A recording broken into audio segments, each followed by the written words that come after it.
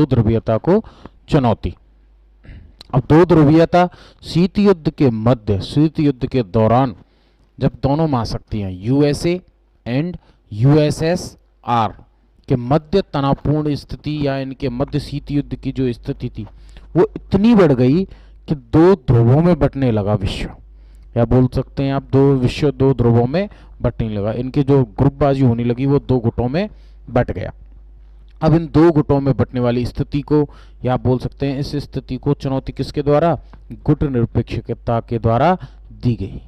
किसके द्वारा, गुट निरपेक्षता के द्वारा, गुट निरपेक्ष आंदोलन के द्वारा दो ध्रुवीयता को चुनौती दी गई। वो कैसे हुआ ये हम देखेंगे कि किस तरह शीत युद्ध की वजह से विश्व दो प्रतिद्वंदी गुटों में बट रहा था।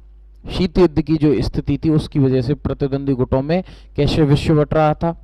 दोनों एक दूसरे से होड़ की स्थिति में थी, दोनों अपने अपने के जो गुट को बढ़ाने के लिए अन्य देशों में हस्तक्षेप कर रहे थे, अन्य देशों को अपने साथ सम्मिलित कर रहे थे।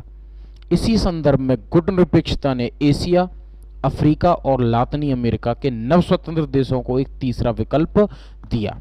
एशिया महाद्वीप और अफ्रीका के जो नव स्वतंत्र राष्ट्र थे उन्होंने, और लातिनी अमेरिका जो आप बोल सकते हैं दक्षिणी अमेरिका, उत्तरी अमेरिका को तो आप बोल ही सकते हैं यूएसए, लेकिन जो दक्षिणी अमेरिका जो महाद्वीप का हिस्सा है जो अमेरिकी महाद्वीप का, उसको आप बोल सकते हैं कि उसके जो राष्ट्र थे उन्होंने, उनके जो नव स्वतंत्र राष्ट्र थे जो उनको नई नई आज़ादी प्राप्त हुई थी, उनको विश्व को तीसरा विकल्प दे दिया, विश्व को तीसरा विकल्प दे दिया। वो तीसरा विकल्प, थर्ड ऑप्शन था कौन सा, गुट निरपेक्ष। क्या, गुट निरपेक्ष, गुट निरपेक्षता।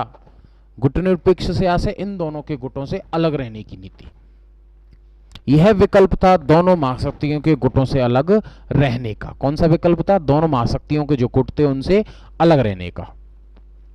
गुट निरपेक्ष आंदोलन की जड़ में यूगोस्लाविया के जोसेफ ब्रॉज टीटो, कहा कि यूगोस्लाविया के जोसेफ ब्रॉज टीटो, भारत के जवाहरलाल नेहरू और मिस्र के गमाल अब्दुल नासिर की दोस्ती थी। गुट निरपेक्ष आंदोलन की जड़ से आशय बोल सकते हैं कि तीनों को ही संस्थापक, इन तीनों को ही संस्थापक राष्ट्र माना गया गुट निरपेक्ष आंदोलन का। हालांकि 5 देशों को, कौन कौन से 5 देशों को गुट निरपेक्ष आंदोलन का संस्थापक राष्ट्र माना जाता है, लेकिन उन 5 राष्ट्रों में से भी सबसे प्रमुख, या आप बोल सकते हैं मुख्य राष्ट्र या मुख्य संस्थापक व्यक्ति कौन कौन थे, यूगोस्लाविया के जोसेफ ब्रॉज टीटो, भारत के जवाहरलाल नेहरू और मिस्र के गमाल अब्दुल नासिर। इन तीनों ने सन 1956 में 1956 में एक सफल बैठक की, इन्होंने एक बैठक की और जो वो भी सफल रही। इंडोनेशिया के सुकर्णो और घाना के वामे एनक्रूमा ने इनका जोरदार समर्थन किया। अब आप ये देख लीजिएगा कि वो तीनों मुख्य 5 मुख्य संस्थापक राष्ट्र हैं, उसमें भी सबसे मुख्य है वो बता दिए। अब ये 2 जो बचे थे 5 में से वो 2 बचे हैं, वो कौन कौन से हैं, इंडोनेशिया के सुकर्णो और घाना के वामे एनक्रूमा, इन्होंने इसका समर्थन किया। ये 5 नेता गुट निरपेक्ष आंदोलन के संस्थापक कहलाए। ये जो 5 नेता थे या 5 राष्ट्र पूछे तो 5 थे, और जो ये 5 राष्ट्रों के जो नेता थे वो गुट निरपेक्ष आंदोलन के संस्थापक कहलाए। इन्होंने ही गुट निरपेक्ष आंदोलन को प्रमुख रूप से अस्तित्व में लाया। पहला गुट निरपेक्ष सम्मेलन सन 1961 में 1961 में बेलग्रेड में हुआ। कहां पर हुआ, बेलग्रेड में हुआ। यह सम्मेलन कम से कम 3 बातों की परिणति था। इसकी जो रिजल्ट है वो 3 बातें तो इसमें सम्मिलित थी। कौन कौन सी, कहते हैं इन 5 देशों के बीच सहयोग। क्या, इन 5 देशों के बीच सहयोग। जिस प्रकार से अमेरिका और सोवियत संघ अपने गुटों को सम्मिलित करके अपने सहयोग के लिए बढ़ावा दे रहे थे, उसी प्रकार से इन्होंने पहली फर्स्ट जो परिणति थी, जो नीति बनाई, वो कौन सी बनाई, इन 5 देशों के बीच सहयोग की भावना। कह दे रखा है इसमें शीत युद्ध का प्रसार और इसके बढ़ते दायरे को कम करना। शीत युद्ध के प्रसार और इसके बढ़ते दायरे और अंतर्राष्ट्रीय फलक पर बहुत से नव स्वतंत्र अफ्रीकी देशों का नाटकीय उदय। इससे आशय सीधी सी बात यही है, नाटकीय उदय से आशय यह है कि अंतर्राष्ट्रीय स्तर पर जो नव स्वतंत्र जो राष्ट्र थे उनकी कोई पहचान नहीं थी, कोई आइडियोलॉजिकल नहीं स्थिति उनकी नहीं थी। अंतर्राष्ट्रीय स्तर पर उनको व्यापार के, उनकी स्थितियों को बहुत कम मात्रा में रखा गया था। आप बोल सकते हैं वो एक तरह से विकसित मात्रा में नहीं थे। आप बोल सकते हैं कि अंतर्राष्ट्रीय स्तर पर उनकी पहचान ना के बराबर थी। उसी प्रकार से उनको पहचान दिलाना, अंतर्राष्ट्रीय फलक पर, अंतर्राष्ट्रीय स्तर पर उनकी पहचान को प्रखर बनाना, ये तीन बातें इसकी परिणति थी। 1960 के दशक 1960 तक 1960 तक संयुक्त राष्ट्र संघ में 16 नए अफ्रीकी देश बतौर सदस्य शामिल हो चुके थे। अब इसकी जो थर्ड ऑप्शन था, जो इसकी तीसरी जो परिणति थी, वो इसमें देख लीजिए आप, वो क्या कह रही है। 1960 में इसके संस्थापक जो हो चुके थे, जो 16 जो नए अफ्रीकी देश जुड़ चुके थे, तब तक तो 16 सदस्य शामिल हो चुके थे। इसका मतलब अंतर्राष्ट्रीय स्तर पर उनको एक पहचान मिल चुकी थी। पहले गुटनिरपेक्ष सम्मेलन में 25 सदस्य देश शामिल हुए। कितने? 25 देश, सदस्य देश शामिल हुए थे, जो पहला जो बेलग्रेड शिखर सम्मेलन हुआ था। समय गुजरने के साथ गुटनिरपेक्ष आंदोलन की सदस्य संख्या बढ़ती गई, समय के साथ उसकी सदस्य संख्या बढ़ती गई। 2019 में अजरबैजान में हुए 18वें सम्मेलन में, अब पहले में तो 25 देश सम्मिलित हुए थे बेलग्रेड के शिखर सम्मेलन में, समय के साथ बढ़ती गई थी संख्या, लेकिन अब इसमें वर्तमान 2019 की स्थिति दी हुई है। अजरबैजान में इसका 18वां सम्मेलन हुआ था, उसमें इसके सदस्य थे 120 सदस्य देश और 17 पर्यवेक्षक देश शामिल हुए। कितने? 120 सदस्य देश और 17 पर्यवेक्षक देश शामिल हुए। इंपॉर्टेंट है आपके चैप्टर में। जैसे जैसे गुटनिरपेक्ष आंदोलन एक लोकप्रिय अंतर्राष्ट्रीय आंदोलन के रूप में बढ़ता गया, जैसे जैसे गुटनिरपेक्ष आंदोलन एक लोकप्रिय अंतर्राष्ट्रीय आंदोलन के रूप में बढ़ता गया, वैसे वैसे विभिन्न राजनीतिक प्रणाली और अलग अलग हितों के देश शामिल होते गए। अब ये एक 25 देशों का समूह या 5 देशों के जो संस्थापक राष्ट्र है उनका समूह नहीं रहा, बल्कि धीरे धीरे इसमें प्रासंगिक होने लगा, धीरे धीरे ये लोकप्रिय होने लग गया। क्या होने लग गया? लोकप्रिय हो गया। जो अन्य जो कंट्रीज थे, जो अन्य जो राष्ट्र थे, वो इसके साथ जुड़ने लगे। लोकप्रिय होने का मतलब जो जनता थी अन्य जो देशों की, उनके मध्य ये पसंद किया जाने लगा, या इसकी जो परिणतियां थी उनको अच्छा माना जाने लगा। और ऐसे करके इसमें विभिन्न देश सम्मिलित होते गए। और जब आप जानते हैं विभिन्न देश सम्मिलित होंगे तो उसकी जो प्रत्येक देश की अपनी एक राजनीतिक प्रणाली होती है, और उसी प्रकार से विभिन्न विभिन्न राजनीतिक प्रणाली इसमें जुड़ती गई। और जब प्रत्येक देश अलग अलग जुड़ रहा है इसमें, तो सभी देशों के अपने हित अलग होते हैं, सभी देशों की अपनी शर्तें अलग होती हैं। इससे गुटनिरपेक्ष आंदोलन के मूल स्वरूप में बदलाव आया। पहले इसका जो मूल स्वरूप था वो बस यही था, शीत युद्ध के प्रसार व प्रभाव को कम करना, नव स्वतंत्र राष्ट्रों को एक पहचान दिखाना अंतर्राष्ट्रीय स्तर पर। लेकिन धीरे धीरे ये क्या हो गई? तब्दील हो गई, बदल गई ये स्थितियां। क्या हो गई? धीरे धीरे ये स्थितियां बदल गई, क्योंकि इसमें भिन्न भिन्न प्रकार के स्थितियां बदलती रहीं। और आप ये भी तो मान सकते हैं कि शीत युद्ध तो कब का खत्म हो गया, लेकिन ये वर्तमान 2019 की बात हो चुकी है, तो ये वर्तमान में भी प्रासंगिक है। और जब वर्तमान में प्रासंगिक है तो इसकी जो शीत युद्ध की समाप्ति की स्थिति वो तो इसमें सम्मिलित नहीं होगी, बल्कि इसका दूसरा रूप उसमें सम्मिलित है, या फिर आप बोल सकते हैं दूसरी रूप की स्थितियां इसमें सम्मिलित हैं। बोल सकते हैं, नहीं बोल सकते हैं? तो भिन्न भिन्न प्रकार के अन्य राष्ट्र इसमें जुड़ते गए, और ऐसे करके इसके जो अन्य जो राष्ट्र जुड़ते गए वो अलग अलग होते गए। उसी प्रकार से आप यही जो समझते गए, जब इसके मूल स्वरूप में बदलाव आया, तो बदलाव आने के साथ साथ मूल स्वरूप में बदलाव का मतलब यही है इसका कि इसकी जो प्रासंगिकता थी, उसकी जो परिणतियां थी, वो धीरे धीरे क्या हुई? उनमें चेंज आया, उनमें बदलाव आया। तो उसी प्रकार से इसमें कहा गया है कि गुटनिरपेक्ष आंदोलन के मूल स्वरूप में क्या हुआ? बदलाव आ गया, क्योंकि समय के साथ साथ उसकी स्थितियां, उसकी जो आधार थे वो क्या हुए? चेंज होने लगे, वो बदलने लगे। क्या होने लगे? वो चेंज होने लगे, वो बदलने लगे। उसकी जो स्थितियों में थी उनमें सुधार आ गया था, शीत युद्ध समाप्त हो चुका था। ऐसे में करके ये प्रासंगिक रहा। अब मैं आपको एक बात और बता दूं, जिस प्रकार से ये वर्तमान में है उसी प्रकार से नाटो भी कार्यरत है। मैंने आपको बताया था अमेरिका के द्वारा जो मिलिट्री अलायंस चला गए थे, तीन मिलिट्री अलायंस चलाए गए थे अमेरिका द्वारा। एक चला गया था सोवियत संघ द्वारा। सोवियत संघ का था वार्सा पैक्ट, और अमेरिका के थे नाटो, सीटो और सेंटो। तो बाकी तो समाप्त हो चुके हैं, लेकिन नाटो भी वर्तमान में कार्यरत है। उसी प्रकार से ये भी कार्य रहता है। ये जीके की ओर से आपका इंपॉर्टेंट क्वेश्चन मान सकते हैं आप इसको। और गुटनिरपेक्ष आंदोलन भी आज के वर्तमान समय में भी प्रासंगिक है। अब इससे आगे देखेंगे। देखिए, इसी कारण गुटनिरपेक्ष आंदोलन की सटीक परिभाषा कर पाना कुछ मुश्किल है।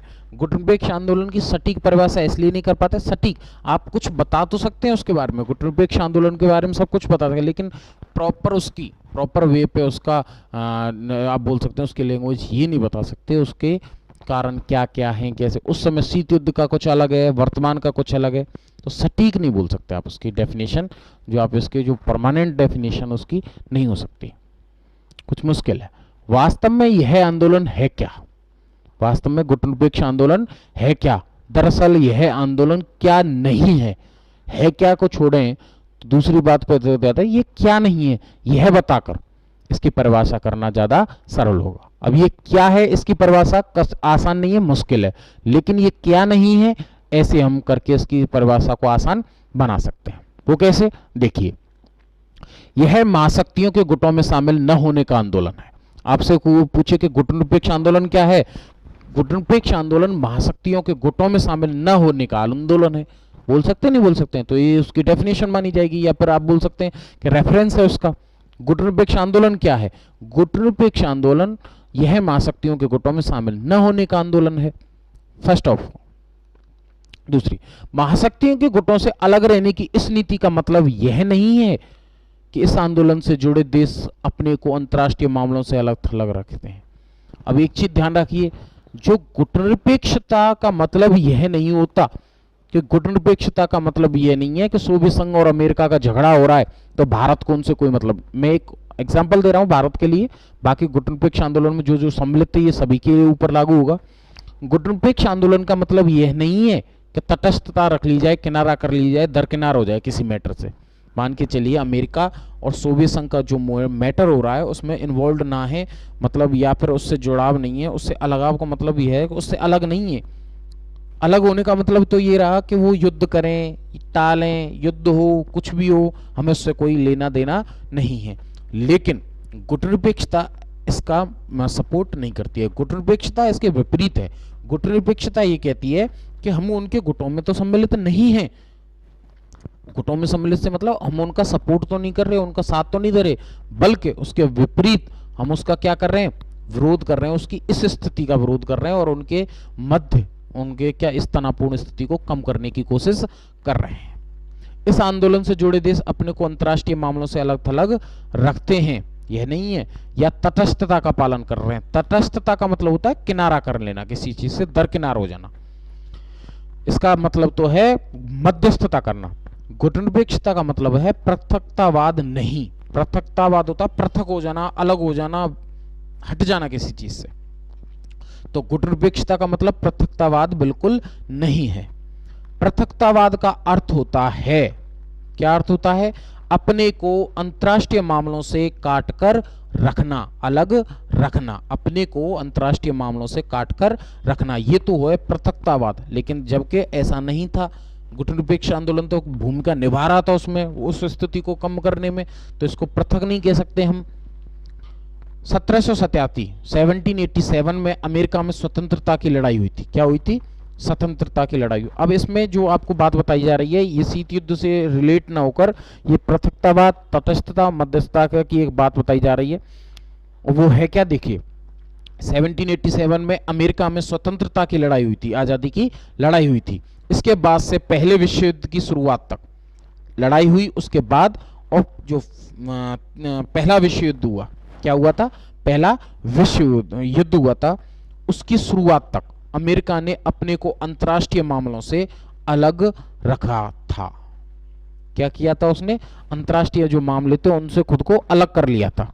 पहले विश्व युद्ध की शुरुआत तक, फर्स्ट वर्ल्ड वॉर तक उसने बिल्कुल खुद को अलग थलग कर लिया था। ये हुआ पृथकतावाद। उसने बिल्कुल इन्वॉल्व हुआ ही नहीं विश्व के मामलों में, अंतर्राष्ट्रीय स्तर पर बिल्कुल अलग हो गया।